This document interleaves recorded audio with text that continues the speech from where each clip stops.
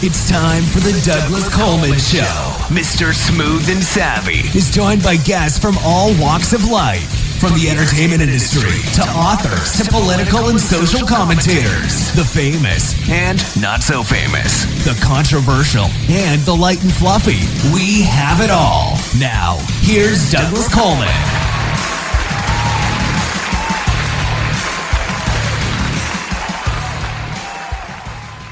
Okay, please welcome to the Douglas Coleman Show, Keith Lyle. Hey, Keith, how are you? Hey, Douglas, how are you, man? I'm great. Doing fine, thank you. Thank you for coming on the show. Nice to have you with us.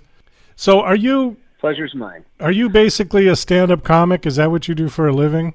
Yes, I'm a stand-up comedian. I do write a lot, acting, jokes for other comics, things of this nature.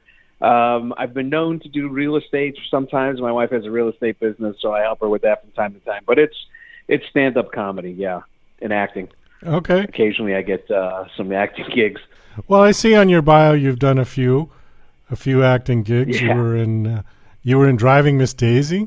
That was a play, yeah. I did a play here in Las Vegas. I did Driving Miss Daisy. It was my first play. The last time I'd been in a play was like 12 years old in Hebrew school. So it was the first time I'd been on stage in front of a live audience acting instead of just doing my act. I wanted to challenge myself.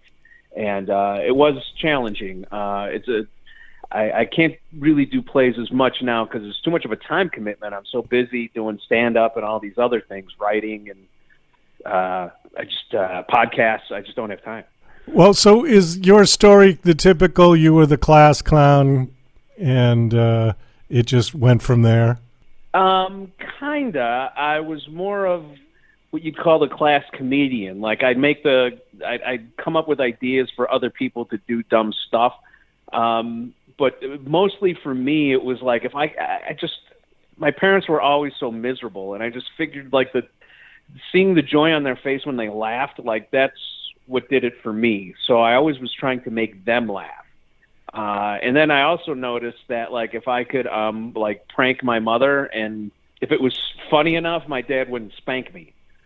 So that was really the goal, like to pull pranks on my mother. Like we used to just prank my mom like crazy, and there was no like YouTube or anything like that.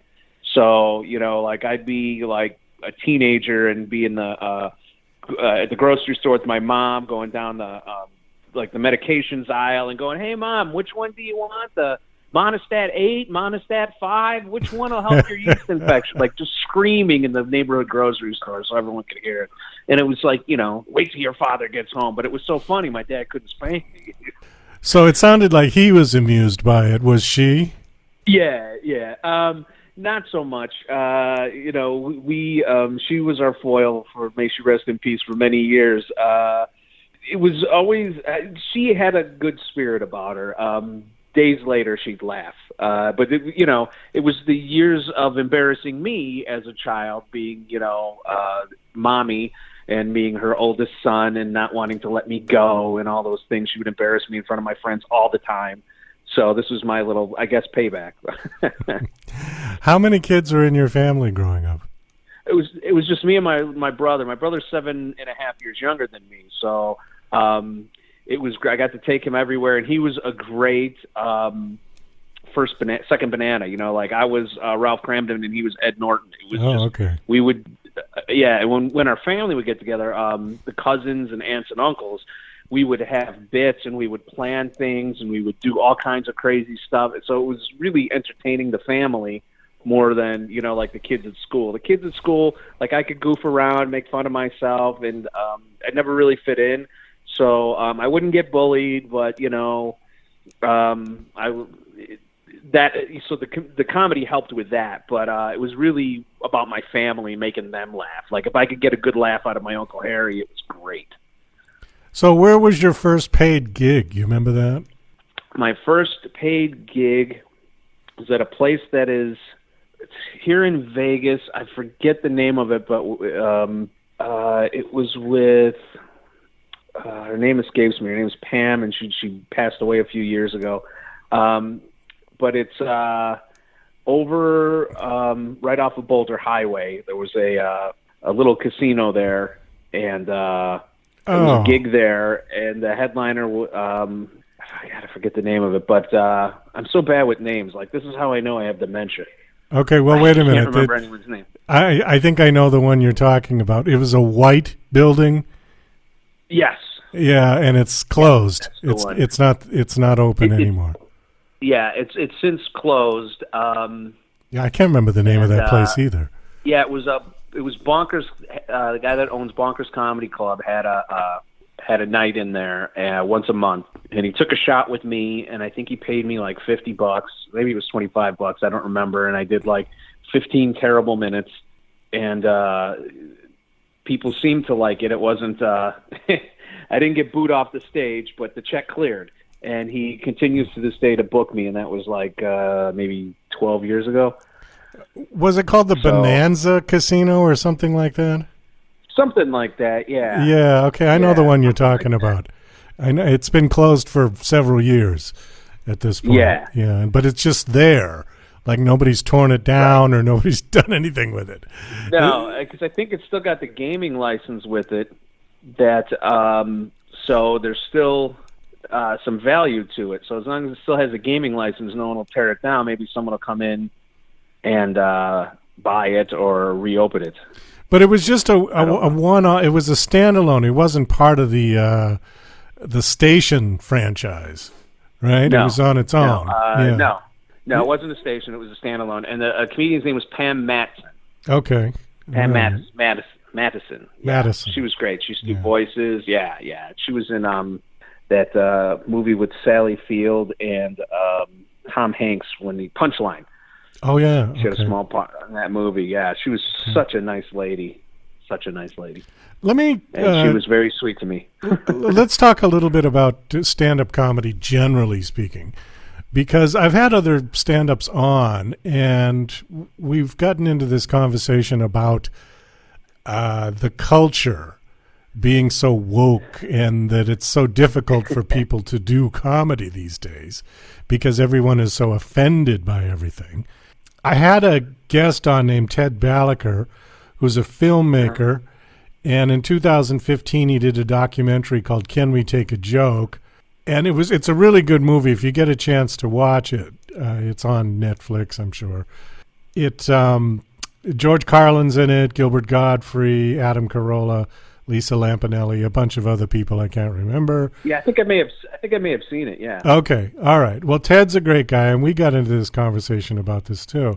So I want to get your take. I mean, do you have trouble writing your act in this sort of woke environment where you got to be really careful in your self-editing all the time, or do you just say the hell with it? I'm just going to say what I want. Well, for me personally, I don't do anything that's too edgy. So I work fairly clean because to me, there's always going to be someone offended. Like no matter what you do, think about your favorite anything. There's going to be someone that doesn't like it. I was in the movie The Hangover, and I had 4 lines in The Hangover. And when after the movie came out, I got to work, and everyone said, "Oh, what a great movie! It's so good." I'm such a funny movie, blah blah blah. But there was one person who was like, "I didn't like it." She was like, "I didn't like it.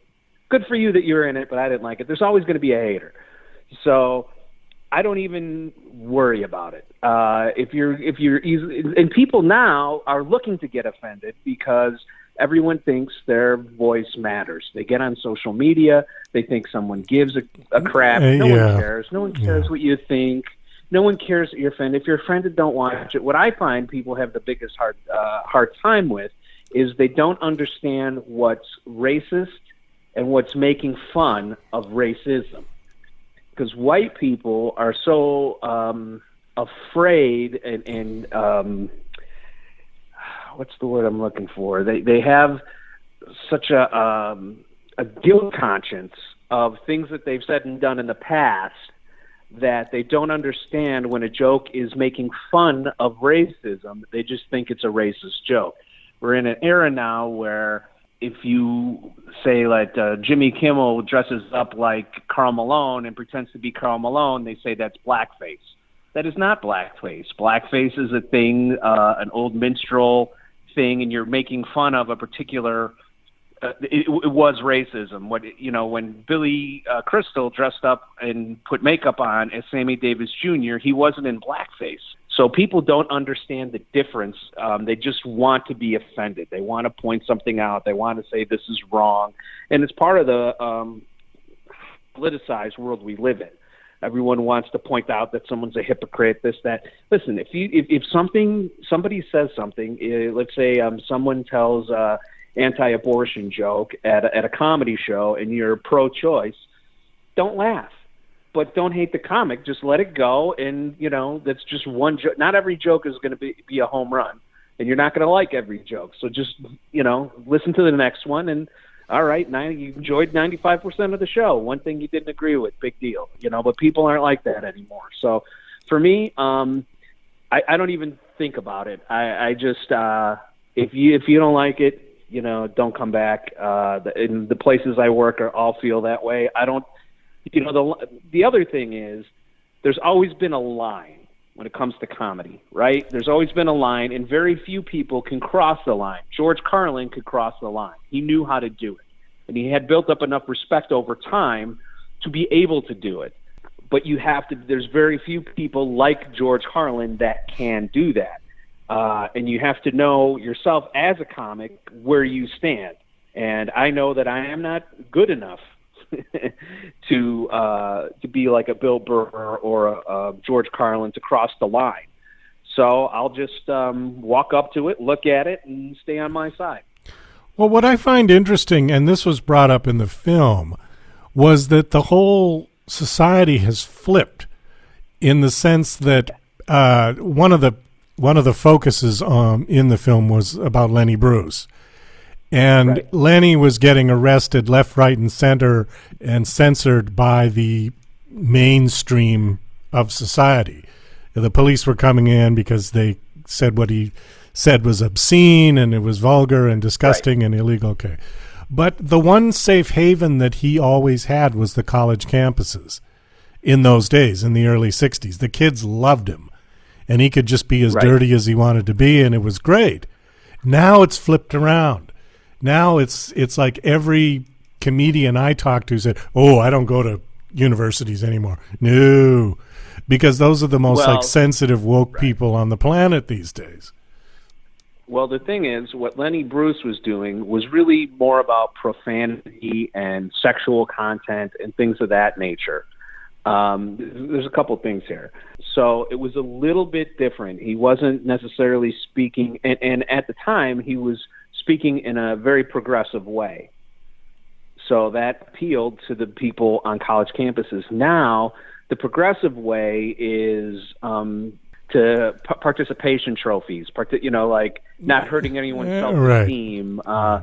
Jokes are mean. You can't be mean.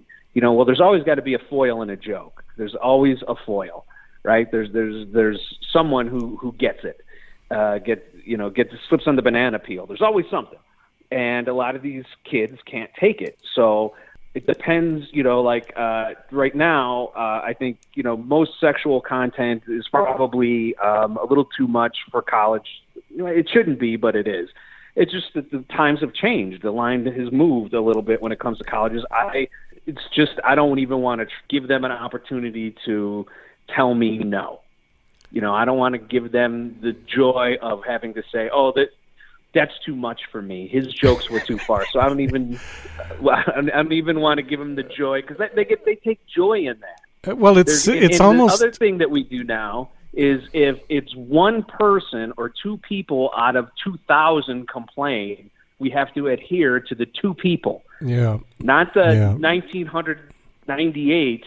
It's the two people. And the thing is, we live, politically right now in a minority rule situation, which is fine.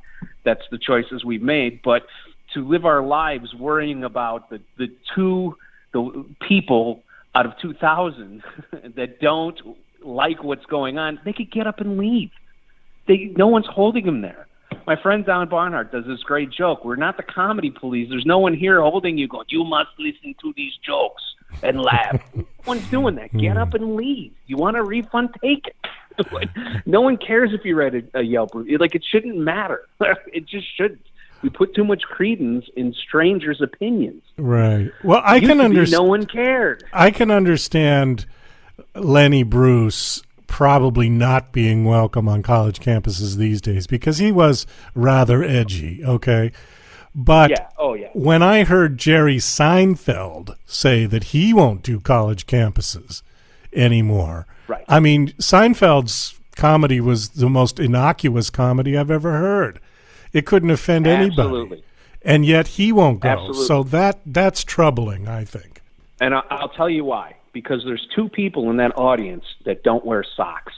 So the socks bit, right, how you lose socks, is so upsetting to them that those two people that don't wear socks complain, and we have to adhere to those two people because we don't want to upset them. God. This used to drive me nuts when I worked in the casinos as a dealer. There'd be, there's someone when you're dealing in a casino, people are losing money, people are getting drunk. It's easy to have people complain. And there was a time in the late 90s where things were really starting to get corporate in Vegas, where in books it would say, just complain, they'll give you a free buffet. Complain about the dealer, complain about the room service, complain, and you'll get something for free. So anytime you opened if you talked as a dealer, someone would complain. If you didn't talk as a dealer, they'd complain you weren't talking. Everyone, and it was just like, you don't need these people. The customer isn't always right. The customer is a jerk off most of the time if they're busy complaining. Now we call them Karens, Yeah. And so there's always a couple of Karens in the audience that, just leave. The cruise ship comedians get it bad too, because on the cruise ships, if someone complains, oh no, we don't want to upset them. Of course, they're doing the same thing. They're looking for a free cruise. They're looking, it's like, if they don't like it, they can leave.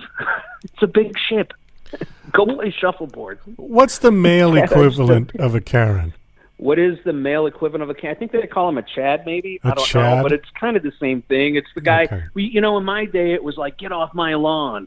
Get off my. It was the guy that used to yell at you, get off my lawn. And now, living in Vegas, we don't have lawns. The only grass that's legal here is marijuana. Right.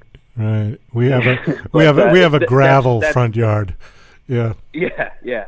Exactly. So, are you promoting anything, or did you just come by to chit chat? Because I don't see anything on here.